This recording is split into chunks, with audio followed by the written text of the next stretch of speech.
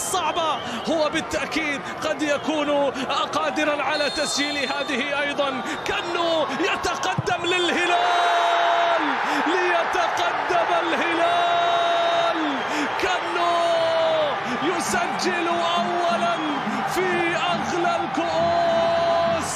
الهلال دوم رافعين الرؤوس، الهلاليين دوم رافعين الرؤوس. يتقدم كنو بالهلال أولا، يقدمهم بهذه ركلة الجزاء وبهذه الطريقة وبهذا التنفيذ. من سجل في الوداد أمام 80,000 في الوقت القاتل لن يعيق تسجيل هذه في هذه الأوقات المبكرة.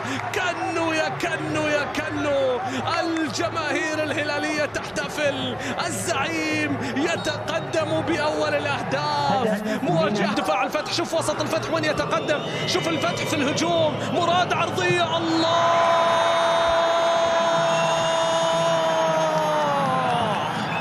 ما قالوا، نموذجي من فراغ على الإطلاق، لم يطلق عليه نموذجي من فراغ على الإطلاق.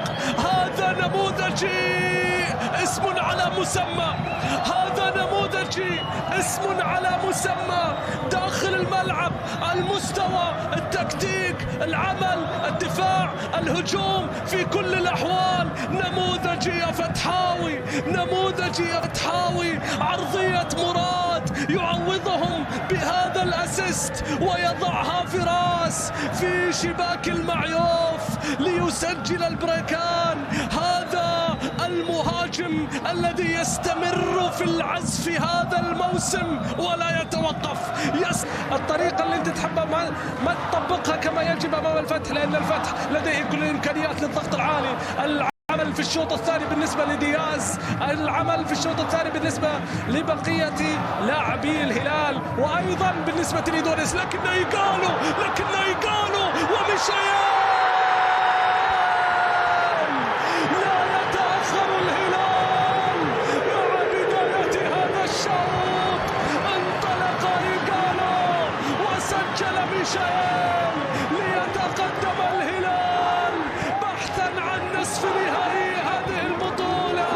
هذا هو الهلال بأداءه، بقوته، بعنفوانه، بشكله الهجومي، بقدرته على التسجيل في أي وقت وفي أي مكان، بأي شكل وفي أي شباك. قالوا مرة من فلس عرضها إلى ميشيل ليضعها في شباك الفتحاوي ويسجل الهدف الثاني. وصل الهلال إلى ثاني أهدافه، وصلوا عن طريق ميشيل. سي ميشيل نادي يقدم عمل مميز حقيقة مع النادي، يقدم عمل هو وكافة مجلس إدارته بصراحة. كرة طويلة من الأمام من إيجالو، وصلت للهلال يا الله، ومن للمعالي سواه. هلال يضيء الحياة، زعيم لكل العصور، عظيم بفضل الإله. الهلال يتقدم ويضيء سماء الرياض، كبير آسيا ومتزعمها والمتربع على عرشها، يعود إلى البطولات المحلية من أجل أن يظهر ويستمر